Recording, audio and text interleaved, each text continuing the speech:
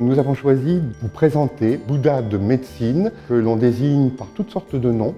Son nom principal, c'est le maître au remède. Maître au remède parce qu'il préside aux soins, à la guérison physique du corps, et puis aussi la guérison spirituelle. Bienvenue dans les salles d'exposition temporaire du musée Guimet pour l'exposition Médecine d'Asie.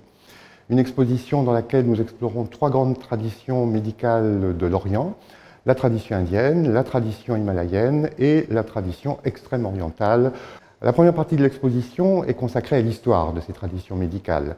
Nous en retraçons la mythologie, nous expliquons quels sont les fondements de la science médicale de l'Asie pour ces trois sphères géographiques.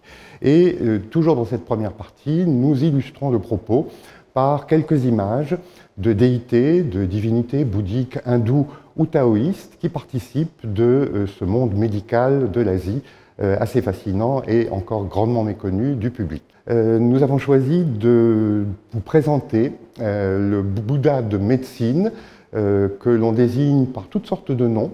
Son nom principal, c'est le maître au remède.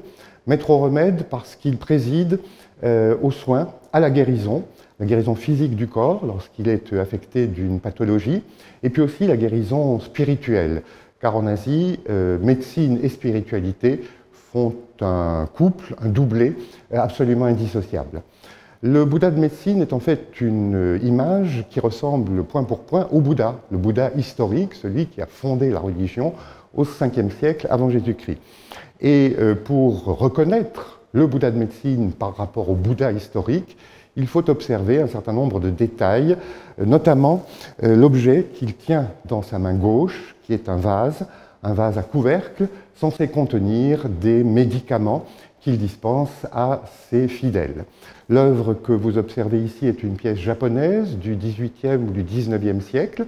Il existe d'autres formes plus complexes au point de vue iconographique, notamment dans l'art du Tibet, où Baishajiaguru, Menla en tibétain, est représenté en peinture, entouré d'un aréopage de déités qui sont ses assistants, d'autres formes de lui-même, et tenant effectivement en main un récipient, un bol, pour contenir les médicaments, et donc dans la main gauche, et dans l'autre main, la main droite, il présente aux fidèles une noix d'arec, qui est la substance la plus fréquemment utilisée dans la pharmacopée de l'Asie.